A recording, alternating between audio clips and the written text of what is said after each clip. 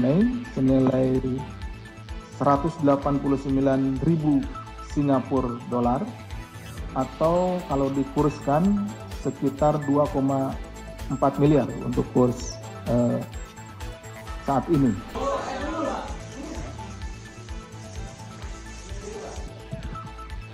Jadi cukup ringkas ya, uang senilai 2,4 miliar ini dalam bentuk Singapura dolar. Saya sampaikan terkait dengan kegiatan tangkap tangan dugaan tindak pidana suap di sektor kehutanan terkait dengan kerjasama pengelolaan kawasan hutan. Beberapa hal yang perlu kita ketahui bahwa sumber daya alam termasuk sektor kehutanan menjadi salah satu sektor yang menyangkut hayat hidup orang banyak atau hayat hidup masyarakat dan mempunyai potensi penerimaan negara bukan pajak atau PNBP yang tinggi, namun juga rentan terhadap praktek-praktek tindak pidana korupsi. Berdasarkan kajian KPK bersama para mitra, menemukan lemahnya sistem pengawasan hutan yang telah menyebabkan kerugian negara paling tidak sekitar 35 miliar per tahun. Ini sekurang-kurangnya. Serta berpotensi menghilangkan PNBP mencapai 15,9 triliun per tahun. Sehingga perlu dilakukan perbaikan tata kelola sumber daya alam termasuk sektor kehutanan ini secara menyeluruh dari hulu hingga hilir. Jadi kita harus menyadari bahwa sektor hutan ini menjadi salah satu penyumbang penerimaan negara bukan pajak dan dengan adanya tindakan-tindakan tindak pidana korupsi ini negara berpotensi kehilangan begitu besar ya PNBP. Adapun salah satu praktik korupsi yang rentan terjadi di sektor kehutanan adalah suap perizinan penggunaan lahan hutan. Sebagaimana temuan KPK dalam penyelidikan tertutup atau kegiatan tangkap tangan kali ini. Kegiatan ini sekaligus selaras dengan program pemerintah itu melalui Satgas Penertiban Kawasan Hutan. Karena banyak sekali hutan-hutan kita yang dirambah gitu ya, termasuk juga ada Satgas Penertiban Sawit dan lain-lain. Nah itu salah satunya. Bahwa pada hari Rabu tanggal 13 Agustus 2025 atau kemarin, KPK melakukan kegiatan tangkap tangan dugaan tindak pidana korupsi berupa suap pada sektor pengelolaan kehutanan terkait dengan kerjasama pengelolaan kawasan hutan. Dalam kegiatan tangkap tangan tersebut, KPK mengamankan 9 orang dari 4 lokasi yang berbeda. Di Jakarta diamankan 6 orang, yaitu DIC, Direktur Utama PT INH, kemudian RAF, Komisaris PT INH, kemudian DJN, Direktur PT PML, kemudian JK, selaku SB Group, kemudian ARV, selaku staf PT PML, kemudian SUD, staf PT PML, ada 6 yang di Jakarta, kemudian di Bekasi, ADT, selaku staf perizinan SB Group, kemudian di Depok, BKB, mantan Direktur PT INH, dan di Bogor, YUL selaku Sekretaris DJN. Selain itu, tim juga mengamankan sejumlah barang bukti berupa uang tunai senilai 189.000 Singapura dolar atau kalau dikurskan sekitar 2,4 miliar untuk kurs saat ini. Kemudian juga uang tunai rupiah 8,5 juta rupiah, 1 unit mobil Rubicon dari rumah DIC dan 1 unit mobil Pajero milik saudara DIC di rumah ADT. Adapun konstruksi perkaranya sebagai berikut.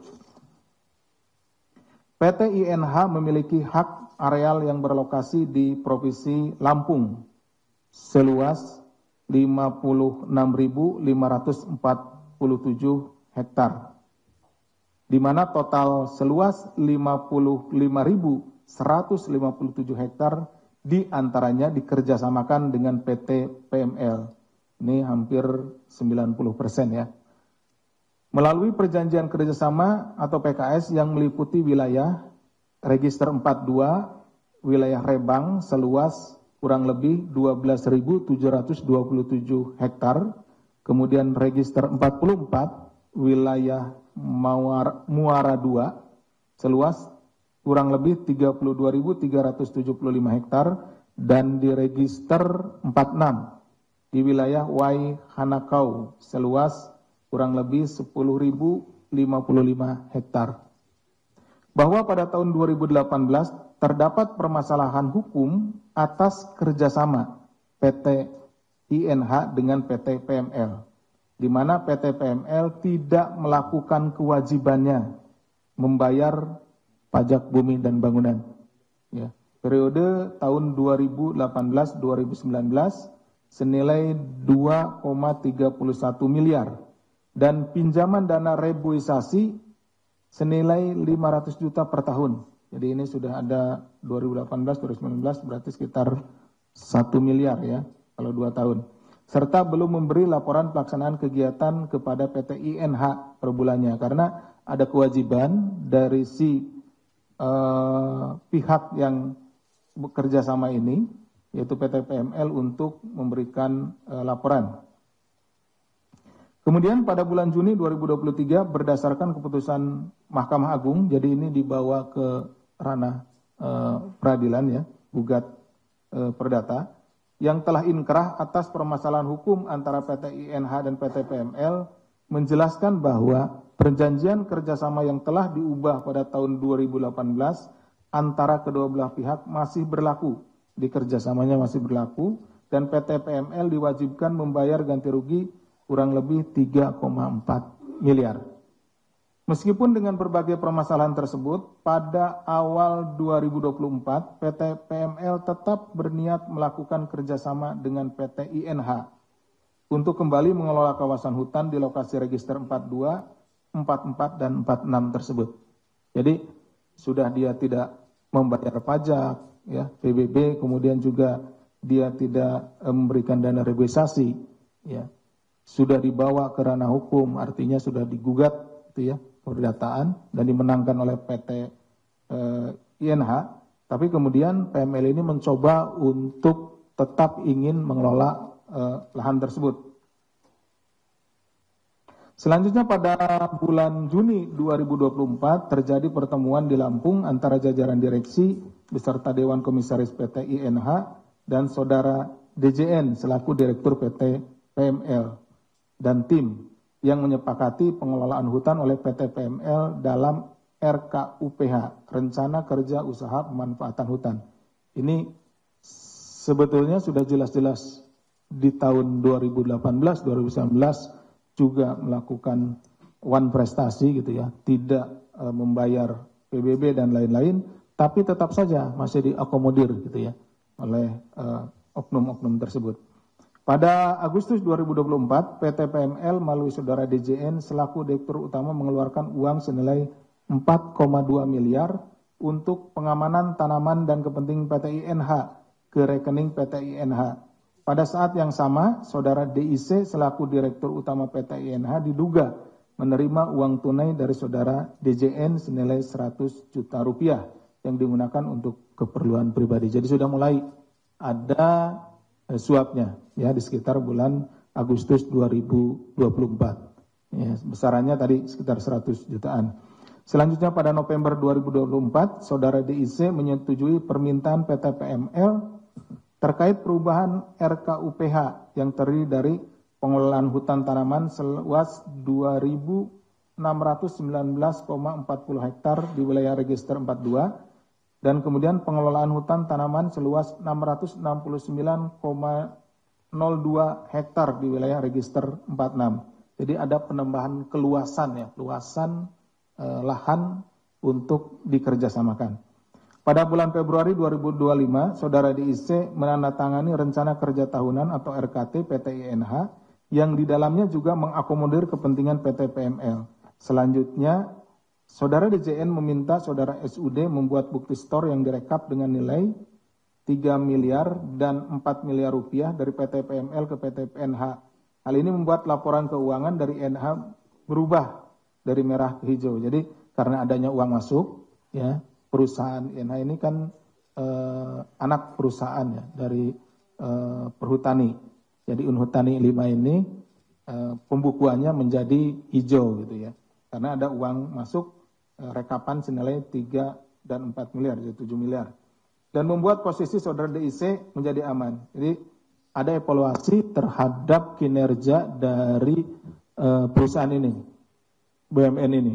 Nah, karena ada uang masuk berarti ada menunjukkan bahwa ada kinerja sehingga Saudara DIC selaku direktur dari PT Inhutani 5 ini tidak jadi dimutasikan, tidak jadi dipindah gitu ya, seperti itu. Jadi aman. Saudara SUD lalu menyampaikan kepada Saudara DJN bahwa PT PML sudah mengeluarkan dana kurang lebih 21 miliar kepada PT INH untuk modal pengelolaan hutan. Ini yang penting, pada bulan Juli 2025 terjadi pertemuan antara Saudara DIC dan Saudara DJN. Tadi DIC ini mewakili atau Direktur Utama PT INH, sedangkan DJN adalah Direktur PT PML. Di lapangan golf di Jakarta, di mana Saudara DIC meminta mobil baru. Nah, ini DIC ini, PMH ini, Direktur INH ini minta mobil baru kepada DJN. Kemudian DJN menyanggupi keinginan Saudara DIC untuk memilih 1 mobil baru tersebut. Kaitannya apa? Kaitannya tadi dengan penambahan luasan ya. Pengelolaan hutan tanaman seluas 2.619 di wilayah register 42 dan 669,02 di wilayah register 46. Itu ya, seperti itu. Kemudian pada bulan Agustus 2025, Saudara DJN melalui Saudara ADT menyampaikan kepada Saudara DIC bahwa proses pembelian 1 unit mobil baru seharga 2,3 miliar. Jadi mobilnya itu seharga 2,3 miliar. Telah diurus oleh Saudara SDN dan Saudara DJN. Pada saat bersamaan Saudara ADT mengantarkan uang senilai 189.000 Singapura dolar dari Saudara DJN untuk DIC ke kantor Inhutani ya, INH. Jadi 2,3 ini itu dikonversi dengan uang Singapura dolar, itu 189.000 Singapura dolar. Bahwa selanjutnya Saudara DJN melalui Saudara ARP menyampaikan kepada Saudara DIC bahwa pihaknya telah memenuhi seluruh permintaan DIC, termasuk pemberian kepada salah seorang komisaris PT INH. Jadi selain tadi minta mobil, juga minta yang lainnya. Minta supaya juga diberikan kepada salah seorang komisaris sejumlah ya pemberian ya, itu kepada komisaris PT INH. Atas rangkaian peristiwa tersebut, pada tanggal 13 Agustus 2025, tim KPK kemudian mengamankan 9 orang, ya, termasuk Saudara ADT di Bekasi, beserta barang buktinya 1 unit kendaraan roda 4 dan Saudara DIC di Jakarta dengan barang bukti uang tunai senilai 189.000 US dollar, 8,5 Singapura dolar, 189.000 Singapura dolar dan 85 juta rupiah serta 1 unit kendaraan roda 4. KPK selanjutnya melakukan pemeriksaan intensif terhadap para pihak dan telah menemukan sekurang-kurangnya 2 alat bukti yang cukup. Kemudian KPK menaikkan perkara ini ke tahap penyidikan dengan menetapkan 3 orang sebagai tersangka, yaitu DJN selaku Direktur PT PML, kemudian ini dan ADT, ini selaku staf perizinan SB Group, ini selaku pemberinya, kemudian DIC selaku Direktur Utama PT INH, ini selaku penerimanya. Atas perbuatan Saudara DJN dan ADT sebagai pemberi, diduga melakukan perbuatan tindak pidana korupsi sebagaimana diatur dalam pasal 5 ayat 1 huruf A atau huruf B kecil atau pasal 13 Undang-Undang Pemberantasan Tindak Pidana Korupsi junto pasal 55 ayat 1 ke 1 KUHP. Sedangkan Saudara DIC sebagai penerima diduga melakukan perbuatan tindak pidana korupsi sebagaimana diatur dalam pasal 12 huruf A kecil atau B kecil atau pasal 11 Undang-Undang Pemberantasan Tindak Pidana Korupsi. KPK selanjutnya melakukan penahanan untuk 20 hari pertama terhitung tanggal 14 Agustus hari ini sampai dengan 1 September 2025 di rumah tahanan Rutan Cabang KPK Gedung Merah Putih. KPK menyampaikan terima kasih kepada seluruh masyarakat dan pihak-pihak yang telah mendukung penanganan perkara ini, sekaligus mendorong upaya-upaya penjagaan tindak pidana korupsi pada sektor sumber daya alam, termasuk juga sektor kehutanan. Demikian yang bisa saya sampaikan.